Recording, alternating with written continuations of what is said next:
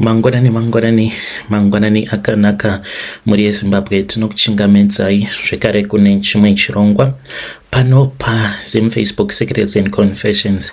Tadzoka zvekare nemamwe messages. Regedzai tiba tapinda messages edu atadzoka takakubatirai. Message yedu yekutanga yakamira sekudaiso. Hanzi makadi zvenyu mukoma ndinokumbirawo kuti munge muchindiposterawo nyaya yangu makavika chitupa changu.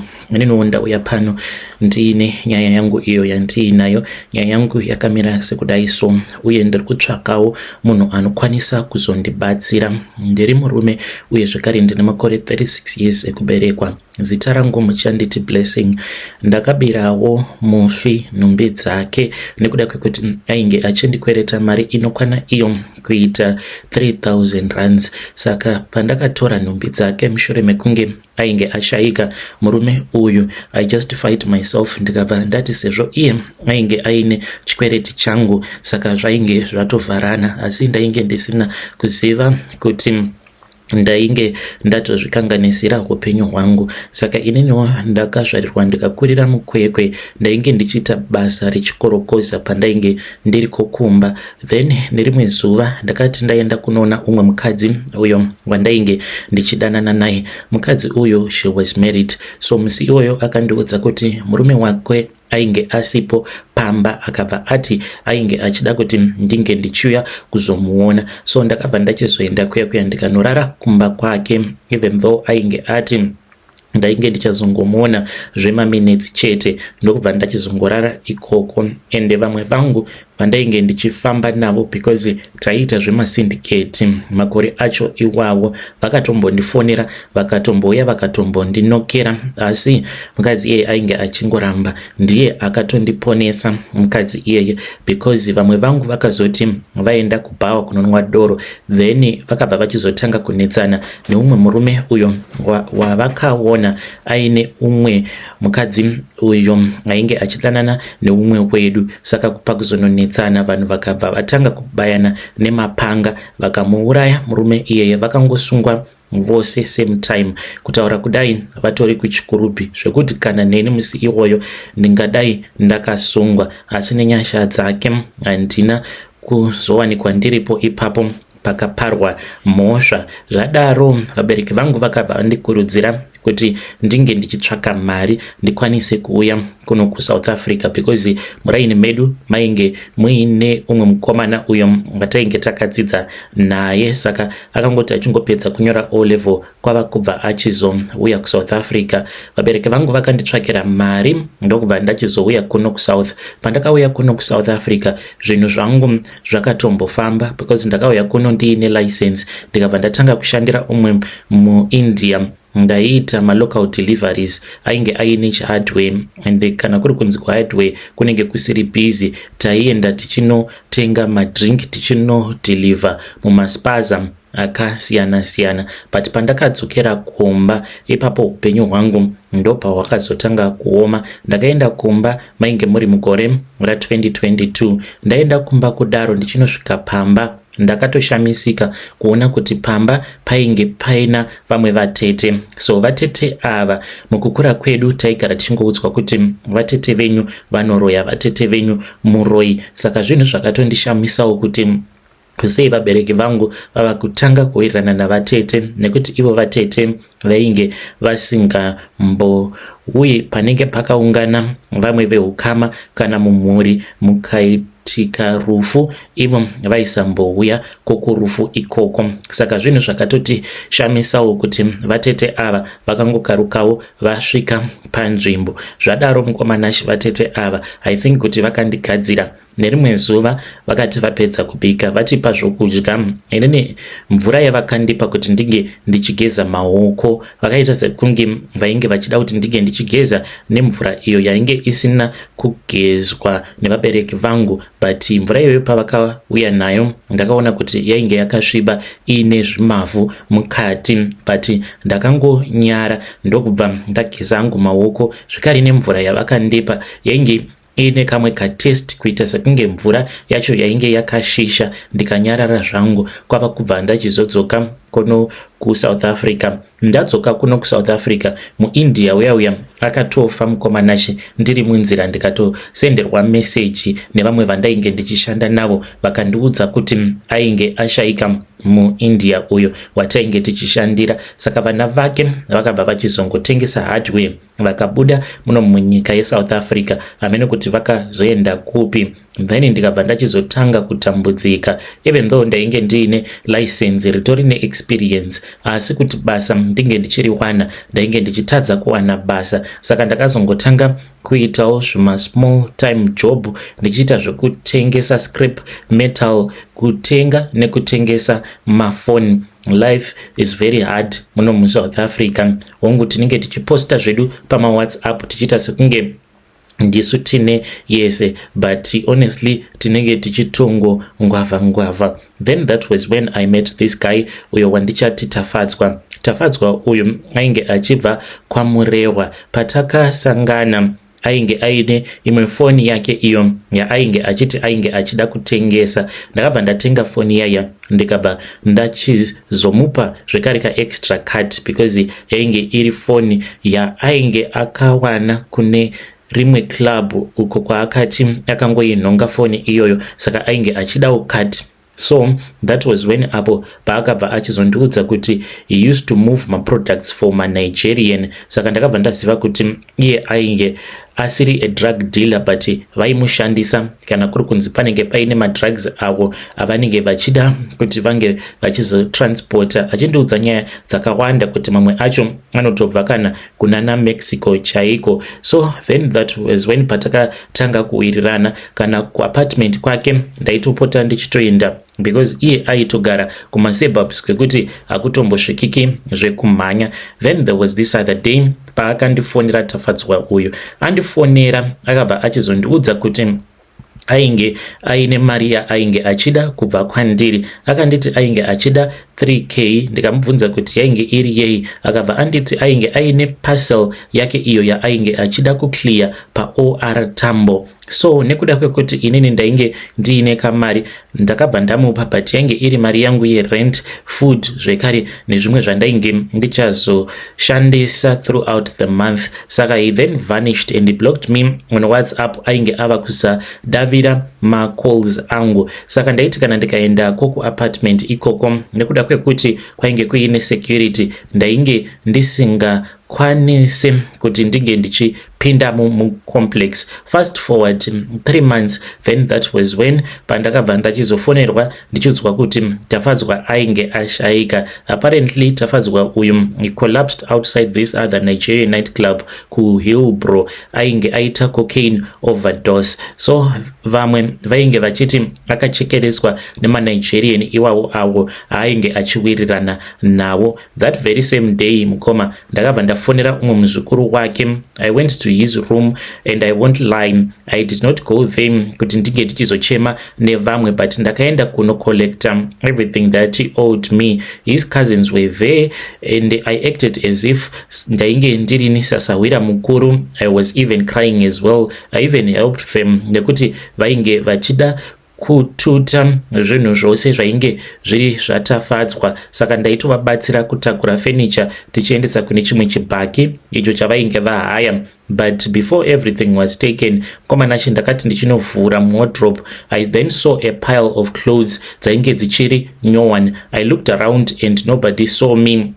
Ndakatora majaketi matatu, ndikatora masneakers ainge achiri manyowani, Nike sneakers, ndikatora makoloni maviri anodhura. Ndakacalculate ndikaona kuti zvinhu izvi zvainge zviri worth 3k yandainge ndamupa. Ndakangoti munhu uyu handisi kumubira nekuda kwekuti akafa achindikwereta. That night mukomanashi ndakatoenda kuma outings ndakatopfeka jacket iro randainge ndabira mufi, and that very same night ndopa ndakatanga kuona chipoko chake Tafadzwa uyu. Ndakati ndiriko kubhawa ikoko ndokubva ndachizosangana neumwe musikana uyo wandainge ndakambodanana naye but zvekubhawa ikoko. Saka pane pamwe apo paakambondidya mari achiti tainge tichazoenda tose kumba kwake. Saka ndakamunwisa doro iye nemafriends ake usiku hwose.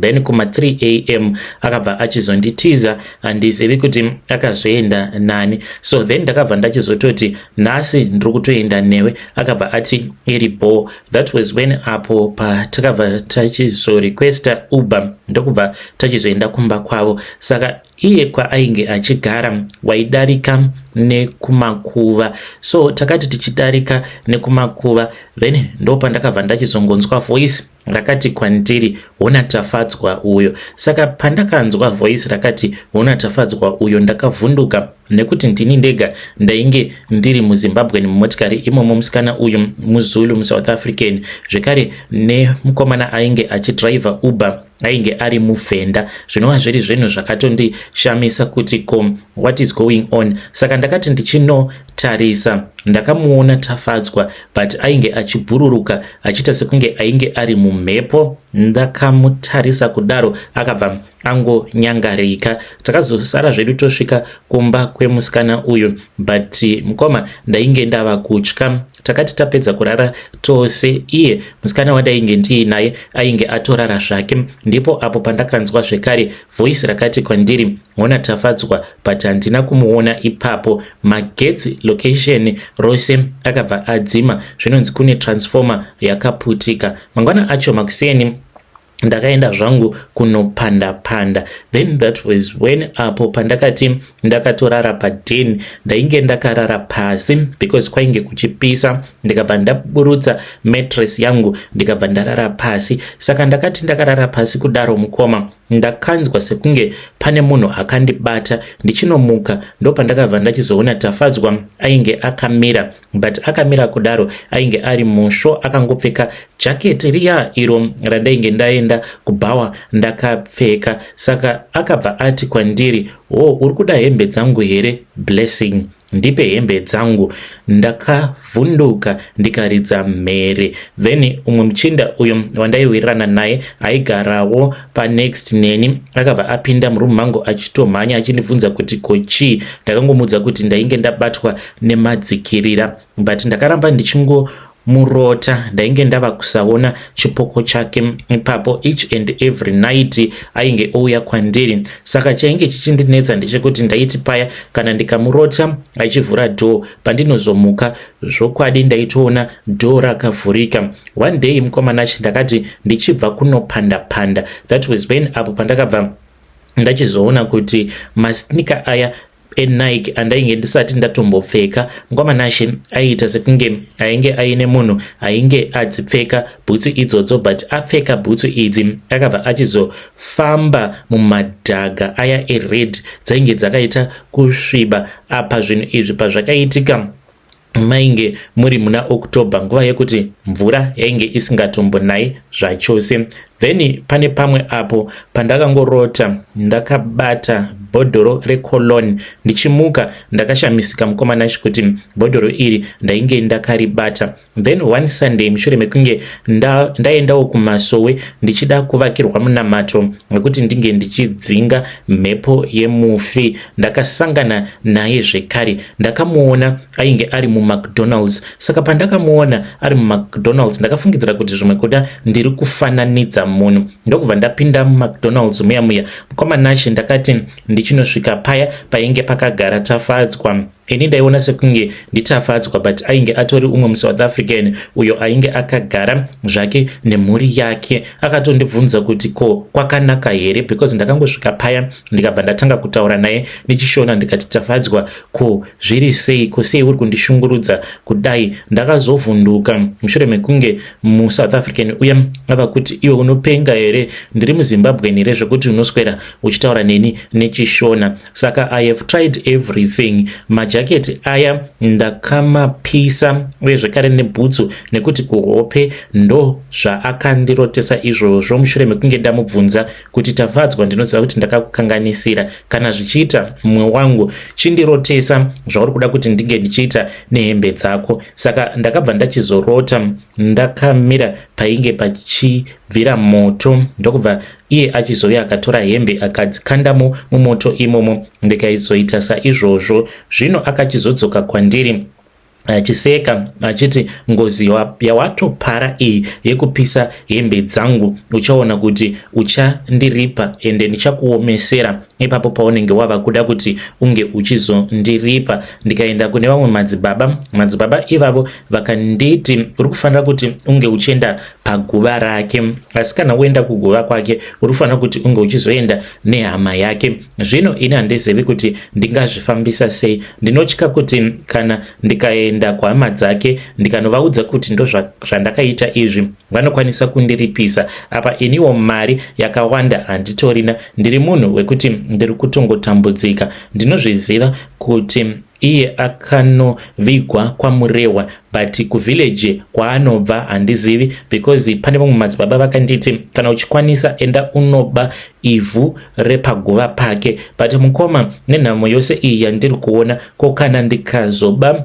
ivhu repaguva pake ndinenge ndava kusatomutsamwisa even more here. Kana mukaposta nyaya yangu mukoma, ndinokumbirawo kuti munge muchizondizivisa please, ndapota. Uye zvekare chimwe chiri kuitika kwandiri chazonyanyisa kuti ndinge ndichizouya pano inhau iyo yandiri kusangana nayo. Mukoma nashi, ininiwo ndine nguva dzekuti ndikatanga kuvaviwa ndinokwanisa kuzototora kana wire brush, kana muchiziva iye inonzi wire brush, kapuranga kanenge kakaita kunge kamu but kaine tukusimbi, ndo yandinozoshandisa wire brush iyoyo kuti ndikwanise kutozvikwenya, nekuti ndinenge tichinzwa kuvaviwa pakati pemusana zvekuti ndinotogara ndiine maronda. Zvakangotanga nerimwe zuva ndakangorota ndichifambwa nerize riya rakabva rachizondiruma pakati pemusana. Pandakamuka ndichizvibata kumusana, ndikabva ndanzwa sekunge kumusana kwangu kwainge kuine mapundu twainge twabuda, yakaita kunge rashi. So ndikatanga kuzvikwenya, ndaiti kana ndikazvikwenya pobva patanga kubuda hurwa, saka twumapundu tuya twairamba tuchingokura kudzamara, ndava kutotanga kuvaviwa muviri wangu wose. Saka ndikudawo advice kubva kumhuri yeZimbabwe. Handizivi kuti ndozvifambisa sei. Mukoma, ndinoti kana ndikabata mari zvechokwadi zvinotoonekwa kuti ndiri kungoshandira hangu ngozi. Foni yangu chaiyo mukoma nashi, ndine foni yandakabva mukutenga. Foni iyi inyowani ende iSamsung. Inoti kana ikatanga kufreeza, hama dzangu zvakaoma zviri kuitika kwandiri. Marelationship ndinongopinda. I have dated 3 girls this year, but vose vakatongoti pandiri pane mweya usina kunaka. Pane umwe uyo wandakapedzisira kuunza kumba kwangu for a sleep over. Akaita usiku hwose akangogara, akatoburuka kubva pamubhedha akabva andikumbira jira, ndokubva agara zvake pacheya. Ndikati kochi, akabva anditi pauri pane mhepo isina kunaka.